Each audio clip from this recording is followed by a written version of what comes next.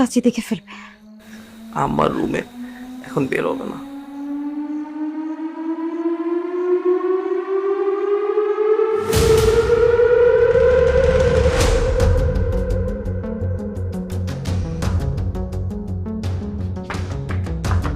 দাঁড়া দাঁড়া, ভাবে ভাবে একটু বাইরেও ভাবে।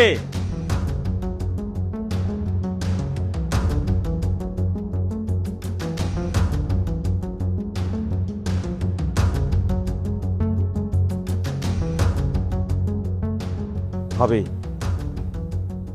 ভাই যখন মারা যায় তখন তোমার পোলার বয়স 2, সেই থেকে আমি তোমাকে সাহায্য করি কিনা?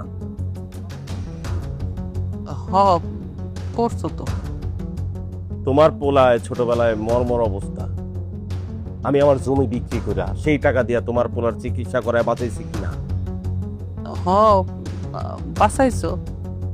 তোমার পোলার লেখাপড়া, জামা কাপড় সমস্ত কিছু আমার মায়ের জন্য যা আনছি এক সেট তোমার পোলার জন্য আনছি, কি আনছি কিনা?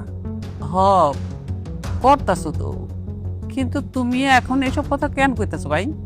কইতেছি কারণ দুধ কলা দিয়ে আমি কাল সাপ পুষছি। তোমার পোলা এখন আমার গলায় পাড়া দিতে চায়।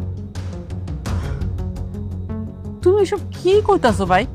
কিচ্ছু বোঝো না না? তোমরা মা পুতে মিলা আমার মাইয়ার পেছনে তোমার পোলারের লেলায় দিছো। ভালো বুদ্ধি করছো।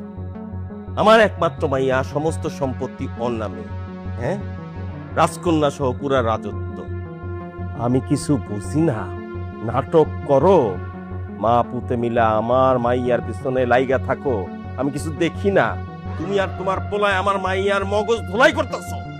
কাকা, কাকা, আপনি সব উল্টাপাল্টা কথা বলতেছেন কেন? আপনার মাইয়াই তো আমার। কি তোর পিছনে? আমার মাইয়া কি তোর কইছে জরায় ধরতে? এই কি কইছত? আর জরায় ধরতে কইছত?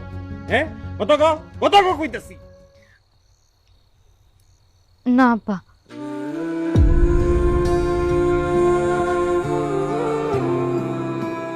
আমি এমন কিছু বলি নাই।